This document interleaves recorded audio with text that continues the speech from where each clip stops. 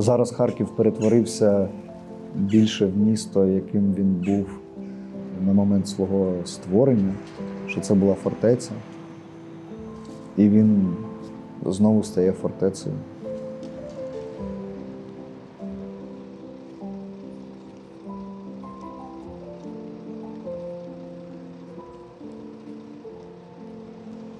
Харків завжди був на перетині дуже різних культур. От чому тут не бояться експериментів, чому тут немає страху перед чимось невідомим? Таке життя на перетині різних, воно дає нам і гнучкість, воно дає нам цю сміливість приймати інше, те, чого ми ще не знали. Тому що ми постійно так жили.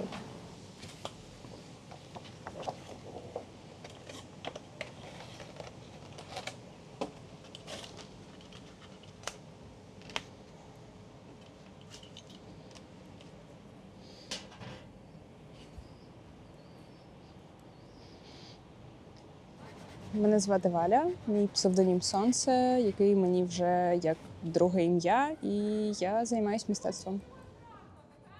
Насправді малюю і щось створюю все життя. З освіти це пару років художки, пару років нашого універу художнього, харківського і багато практики.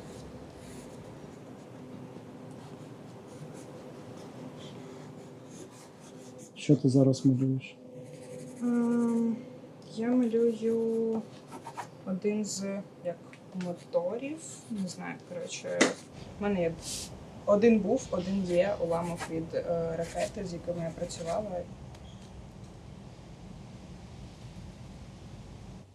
Для мене мистецтво – це взагалі я. Як я колись сказала, я притримуюсь цієї думки: мистецтво в мені та й по всьому, бо я без цього не можу. Я так дихаю, бачу, думаю, існую, і це ніяк не відняти.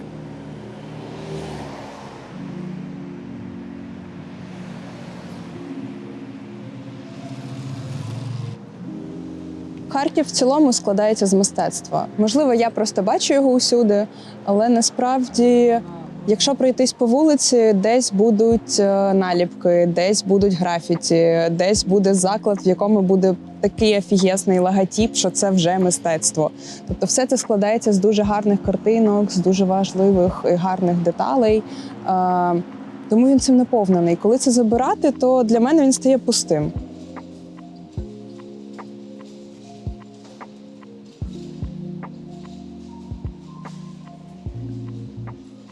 Якщо дивитись на мою серію мозаїк по місту, іноді це були питання по типу «А що це тут?».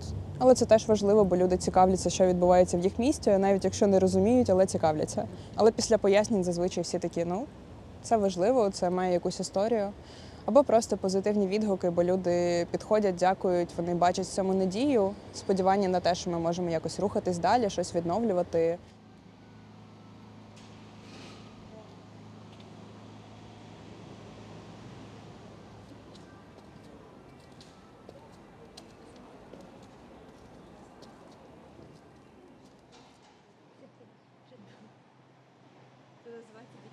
І навіть просто малювання на вулиці, як періодично я роблю замальовки або створюю картину, люди підходили, люди підходять і дякують, просто кажуть, що це гарно, радіють, що щось відбувається. Хтось знімає і показує людям за кордону, що дивіться, ми живемо, в нас відбувається мистецтво, і це так круто. Я така: так ми ж живемо.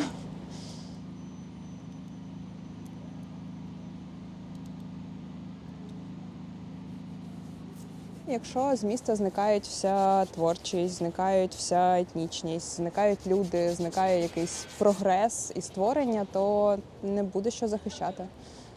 Не цікаво захищати бетон, не цікаво захищати те, що не має обличчя.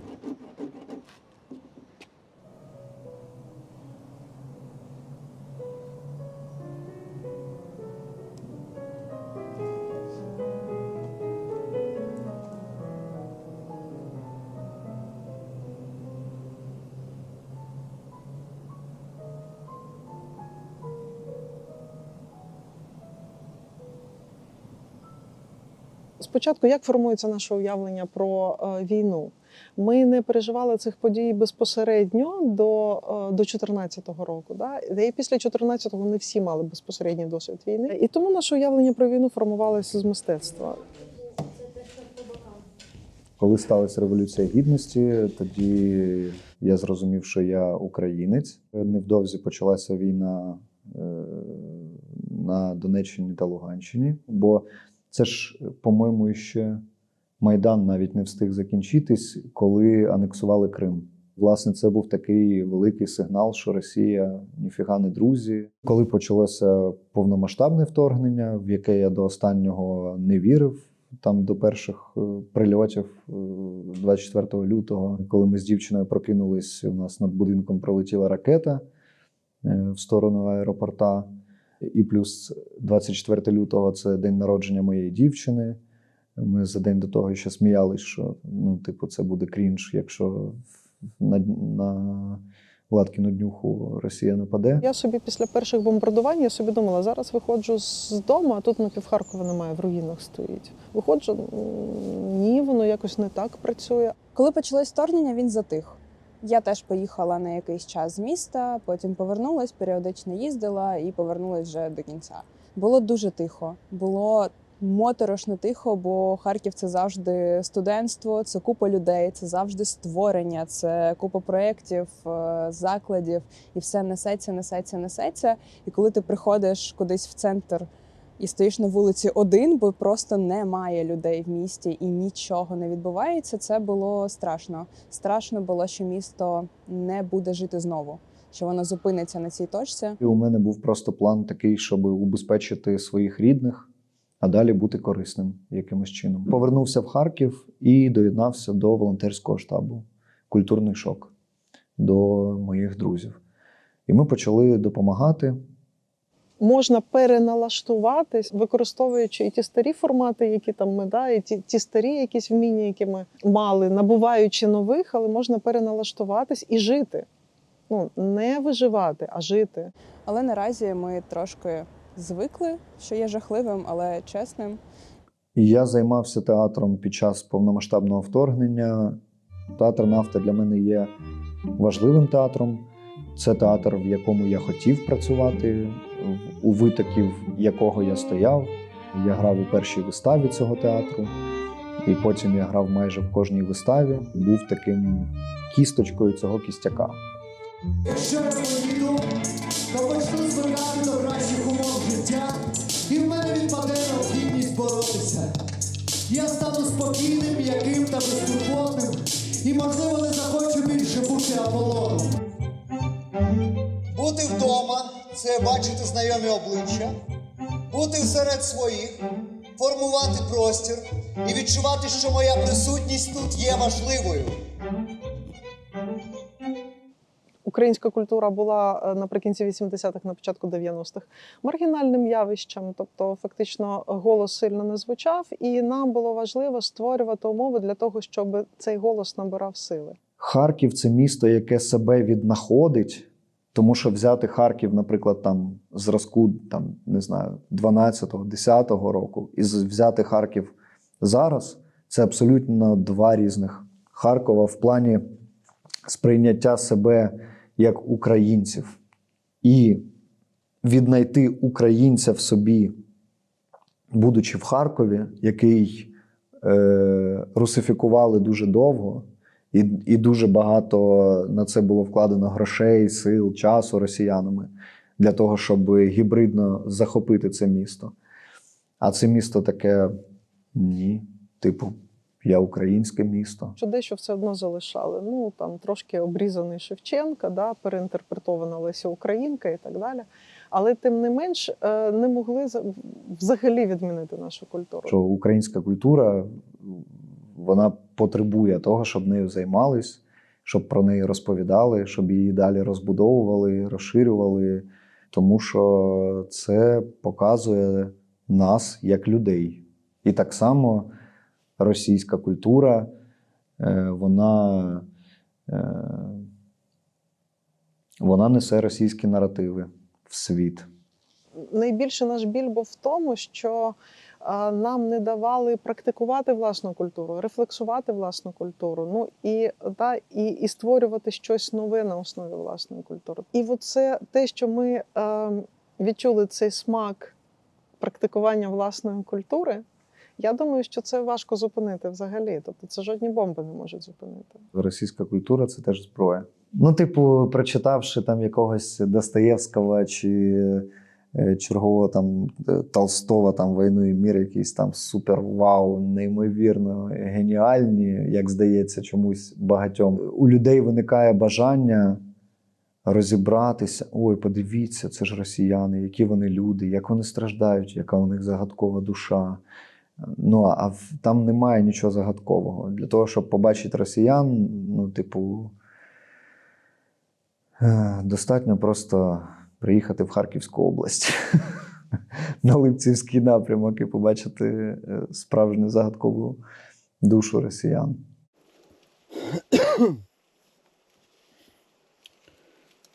А цей же ж, да, забираємо мусор.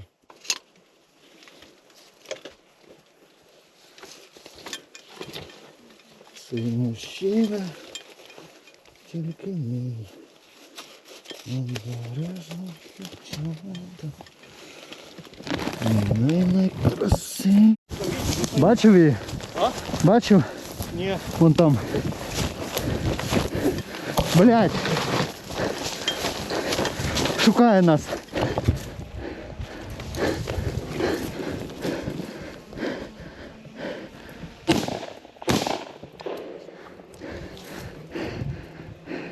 Перерваність культури, коли ми не могли, коли кілька поколінь не могли відрефлексувати і йти далі, вона так само відчувається нами. У нас є, очевидно, якісь антидоти проти того, щоб припиняти, ставити на паузу. Ні, ми вже це проходили, ми знаємо, як це так не можна робити. І сьогодні, коли ми говоримо про те, як може змінюватись наша культура, це фактично про зміну нашого ставлення до того, що відбувається. От мені дуже цікаво, як буде розвиватись, як буде формуватись наша військова культура. Не культура військових, а військова культура. Ця культура стосується кожного з нас сьогодні в Україні. Ми робили виставу про війну для європейців «Nobody Died Today». Театр, в якому ми грали прем'єру, театр Імбанхоф в Граці, в Австрії.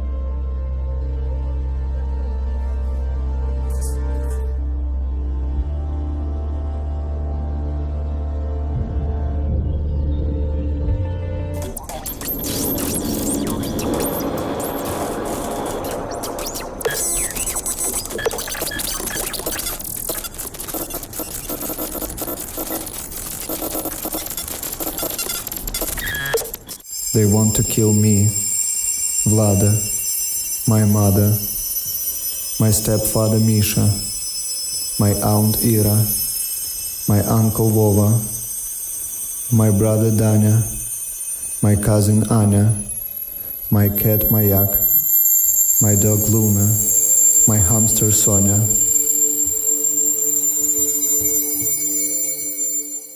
Була сцена, яка називалась «Пацифізм», де ми грали європейців. Відіграючи їх, ми проговорювали такі популярні тези, які от ми чуємо і які нас бісять з-за кордону. Про те, що треба помиритися, про те, що Україна ніколи не переможе, тому що Росія більше, Росія сильніше, який сенс опиратися, про те, що треба просто поговорити. Like, come on, guys, maybe you just give them some territories or something. Maybe couple little cities, not the capital. I don't say capital. Yeah? We reach 1, 2, maybe.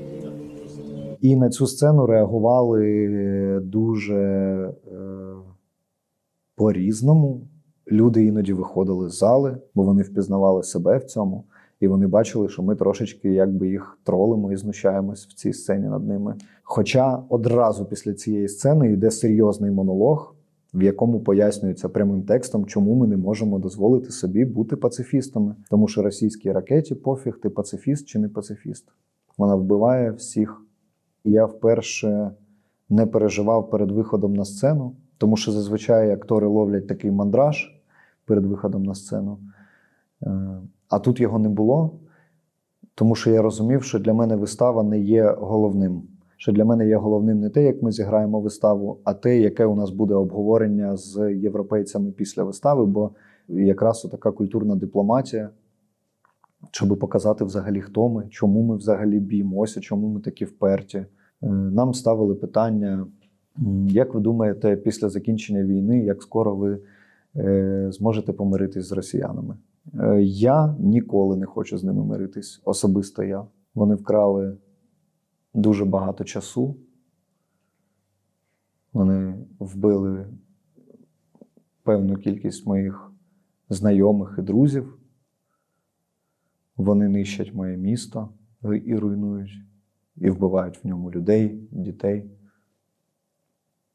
Я ніколи з ними не буду миритись. Війна все загострює. Коли люди кажуть, що їх дуже змінила війна, змінила їх світогляд, я цього не можу зрозуміти, бо насправді я як мислила, так і мислю.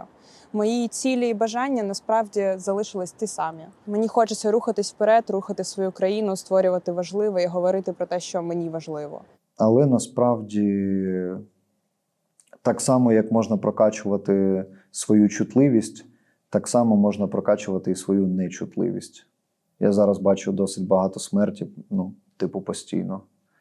Але я ж бачу і смерті наших людей, яких я сприймаю як людей гідних, людей, які не починали цю війну, людей, які просто хотіли собі жити і все, а у них відібрали їх життя, їх мрії, і я це вивожу. Це, певно, має якісь наслідки для психіки 100%. Воно у мене посивіли скроні вже так нормально, Але мені здається, що мені пасує, так що не страшно. Наше ставлення до певних дуже важливих подій, досвід минулого, він може нам давати вже якісь стратегії сьогодення, і бачення і так далі. Коли росіяни забрали в нас Крим, коли вони забрали в нас Донецьк і Луганськ, все одно ми намагалися бути мирними. Ми намагалися не ескалювати ситуацію, намагалися їх утихомирити.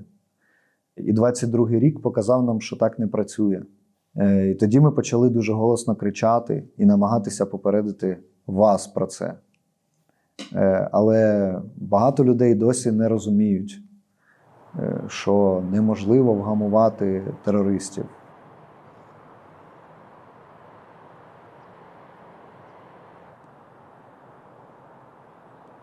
Хочеться бачити більше молоді. В нас все одно залишилось багато молоді наразі. Якщо проходитись ввечері вулицями, їх дуже багато, але менше, ніж я звикла бачити на цих вулицях. Дуже б хотілося не боятись сирен, не бігати в укриття, посеред тусовки не збиратись всім, щоб десь сховатись. Було б дуже приємно. Не ставити собі рамки комєнда і не ставити собі рамки тим, що а ми не будемо відкривати зараз бізнес, тому що дійсно може прилетіти і бізнес закриється. А ми не будемо зараз робити дома ремонт, ми поживемо зі старим. Нам не подобається, але ми поживемо так. Хотілося б, щоб люди не чекали ось цього колись, але це можливо тільки в мирний час. Знаєш, якби нам не було важко працювати в певних реаліях, ми все одно робимо те, що ми хочемо робити.